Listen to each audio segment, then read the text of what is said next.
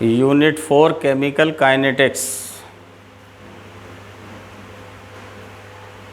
Actual में ये lecture 13 है, क्योंकि इससे पहले सॉल्यूशन जो चैप्टर है अपना सॉल्यूशंस, उसके 3 लेक्चर हो चुके हैं रिवीजन के। तो देखिए केमिकल काइनेटिक्स क्या होता है। Introduction. Chemical kinetics is the branch of science that deals with rate of reaction, factors affecting the rate of reaction and reaction mechanism. Different reaction occurs at different rate. Her reaction की rate of reaction different होती है। कोई slow reaction होती है, कोई fast reaction होती है। अब रेट ऑफ रिएक्शन क्या होता है, देखो रेट ऑफ रिएक्शन क्या है। The rate of a reaction means the speed with which the reaction takes place. जिस स्पीड से रिएक्शन होती है उसे बोलते हैं अपन rate of reaction. This is expressed in terms of decrease in the concentration of a reactant per unit time, या फिर increase in the concentration of a product per unit time.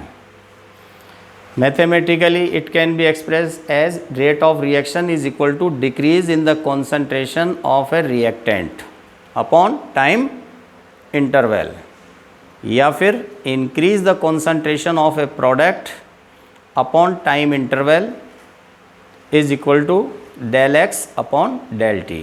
ये डेल्टा x क्या है, change in concentration, और delta T क्या है, time interval. ठीक।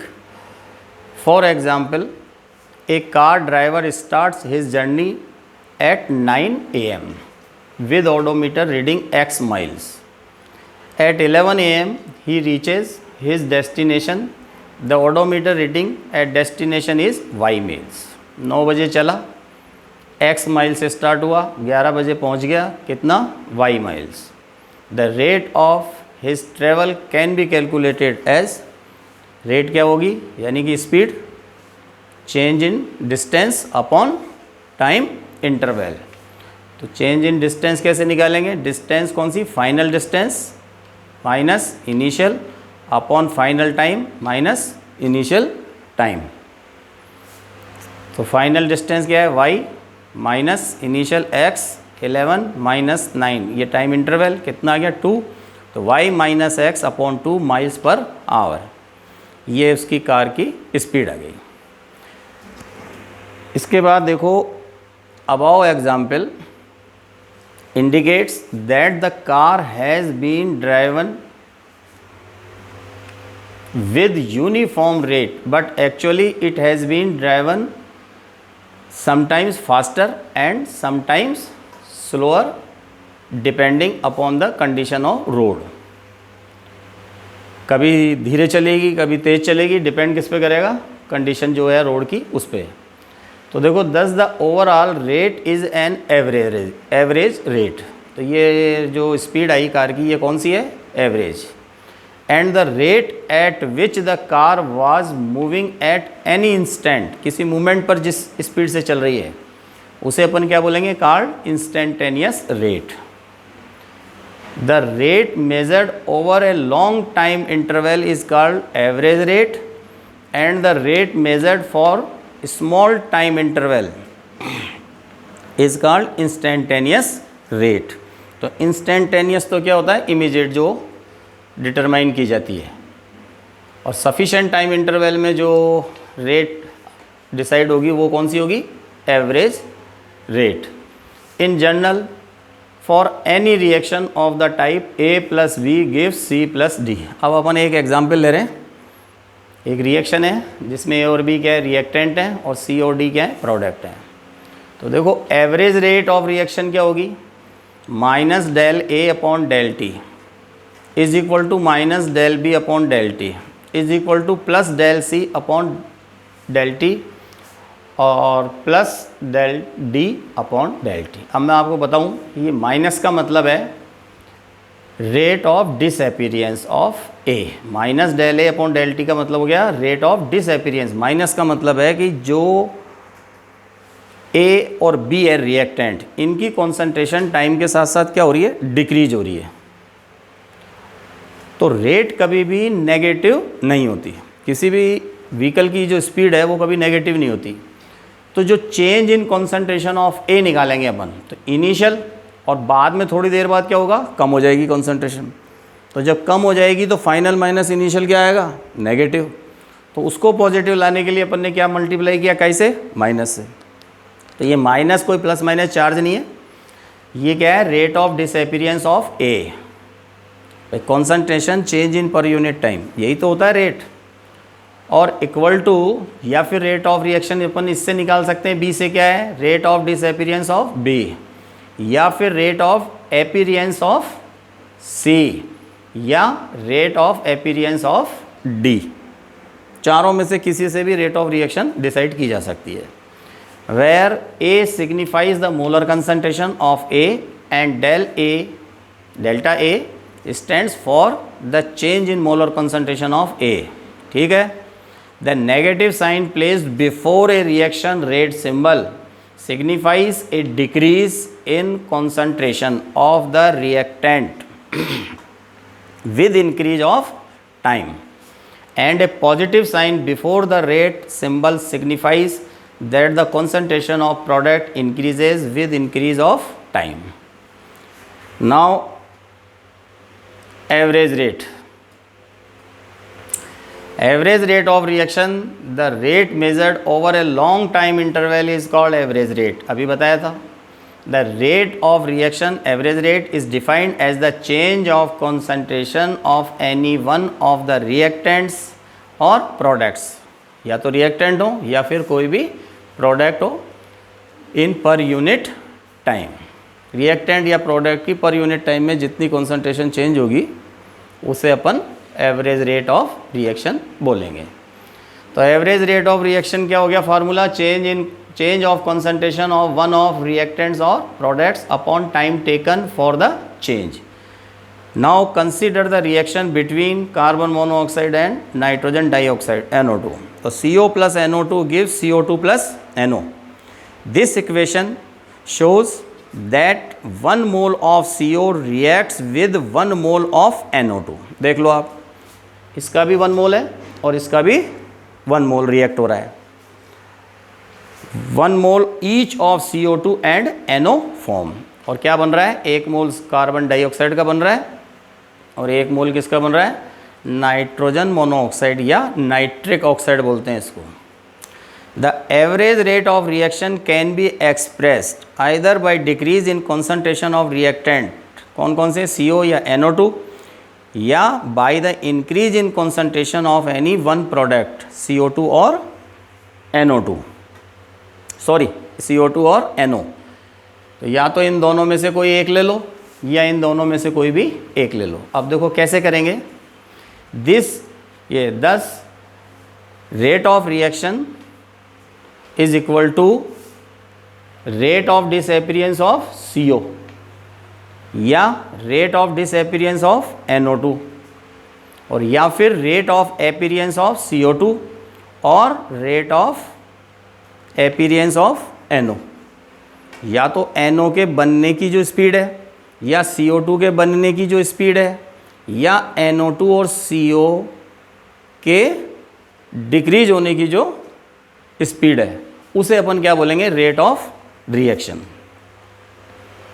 क्योंकि फिर मैं एक बात और बता दूं, देखो सभी के स्टोइकियोमेट्रिक कोफिशिएंट क्या है, 1। तो जिस स्पीड से CO और NO2 कंज्यूम हो रहा है उसी स्पीड से CO2 और NO क्या हो रहा है, फॉर्म हो रहा है। इसलिए उनके डिक्रीज होने की जो रेट है वही इनके एपियर होने की रेट है। तो अपन किसी से भी रेट ऑफ रिएक्शन निकाल सकते हैं। अब ये एक एग्जाम्पल और है,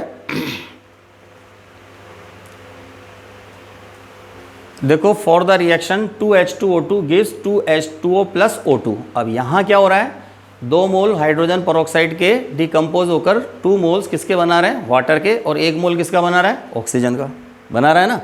यहाँ कुछ नहीं लिखा तो क्या है, 1 मोल।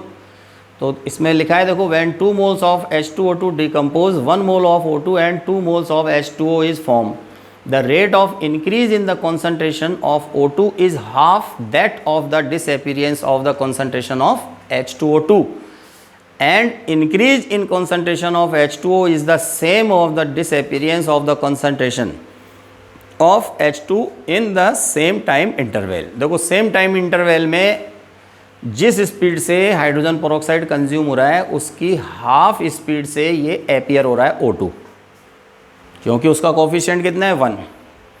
तो जब इसके 2 मोल कंप्लीट रिएक्ट हो जाएंगे तो इसका कितना बनेगा 1, तो आधा हो गया। और वाटर के अपीयरेंस के जो रेट है, वाटर के जो बनने की जो स्पीड है वो हाइड्रोजन पेरोक्साइड के कंज्यूम होने की जो स्पीड है, दोनों क्या है इक्वल है। तो रेट ऑफ रिएक्शन कैसे निकलेगी?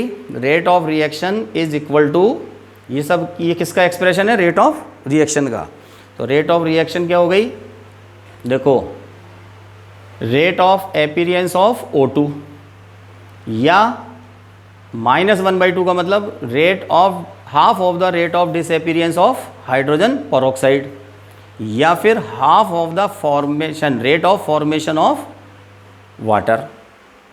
तो रेट ऑफ रिएक्शन क्या हुई? फिर दोबारा सुन लो, ऑक्सीजन के बनने की जो रेट है या हाइड्रोजन पेरोक्साइड के डिसअपीयरेंस की जो रेट है या वाटर के इस अपीयरेंस की जो रेट है, ठीक है, sorry half of the water. तो वाटर के जो बनने की रेट है उसका आधा, हाइड्रोजन पेरोक्साइड के कंज्यूम होने की जो रेट है उसका हाफ, या फिर ऑक्सीजन का जो बनने की स्पीड है, जिस स्पीड से ऑक्सीजन फॉर्म हो रही है उसे अपन रेट ऑफ रिएक्शन बोलेंगे। क्योंकि यहाँ कोफिशिएंट बराबर नहीं है ना, तो इसलिए आप अपने को इनको इक्वल करने के लिए क्या करेंगे? तो ऑक्सीजन से निकालेंगे तो हाइड्रोजन पेरोक्साइड डबल स्पीड से कंज्यूम हो रहा है, तो इसको अपन ने क्या कर दिया हाफ। और वाटर और हाइड्रोजन पेरोक्साइड दोनों के कोफिशिएंट सेम है, तो जब इसका हाफ किया तो अपन ने इसका भी फॉर्मेशन का क्या करेंगे? हाफ की करेंगे, ठीक है।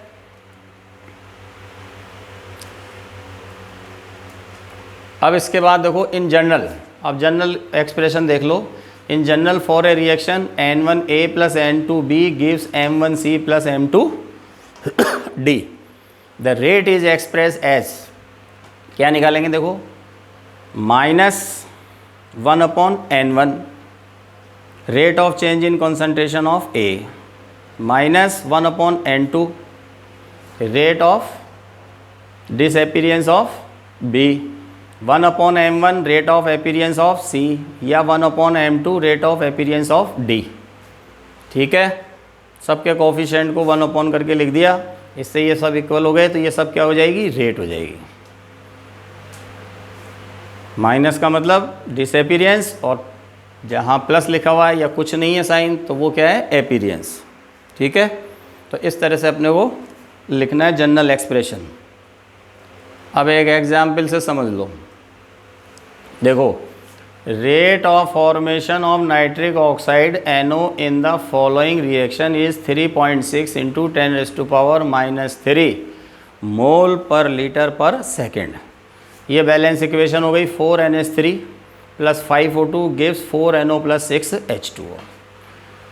गिवन है क्वेश्चन में अपने को find the rate of disappearance of oxygen, ठीक है। सॉल्यूशन देखो, the rate of about reaction in terms of oxygen and NO। अपने को ऑक्सीजन और NO इन दोनों की टर्म में रेट ऑफ रिएक्शन लिखना है। एक बार दोबारा देख लो, नाइट्रिक ऑक्साइड का दे रखा है ना अपने को फॉर्मेशन का, ठीक है, और पूछ किसका रहा है? ऑक्सीजन का। तो इन दोनों की टर्म में रेट ऑफ जो रिएक्शन है उसका एक्सप्रेशन कैसे लिखेंगे? Rate of reaction is equal to 1/5 rate of disappearance of O2। 5 है ना यहाँ कोफिशिएंट, तो 1/5, या 1/4 rate of appearance of NO। Rate of appearance of NO वही ΔNO/ΔT। ये क्या है? Change in concentration of NO upon time interval. कितना दे रखा है? ये किसके इक्वल है? अब जैसे rate of disappearance of O2 निकालना है तो ये 5 को अपन यहाँ पुट कर देंगे, ट्रांसफ़र कर दो इधर, तो ये डिनोमिनेटर से ये क्या कहाँ जाएगा, न्यूमरेटर में आ गया 5/4 rate of appearance of NO। ठीक है, आपको तो खाली यही निकालना है ना, rate of disappearance of O2 निकालना है। और ये 1/5 del O2 upon delta T, ये पूरा क्या है, रेट ऑफ रिएक्शन है। और अपने को निकालना केवल क्या है, rate of disappearance of O2। तो rate of disappearance of O2 क्या हो जाएगा, 5/4 rate of appearance of NO। ठीक है, तो 5/4 इंटू 3.6 इंटू 10⁻³ आंसर क्या आ गया, 4.5 इंटू 10⁻³ और यूनिट मोल पर लीटर पर सेकेंड। ठीक है, अब आज के लिए इतना ही। Tomorrow we will discuss instantaneous rate.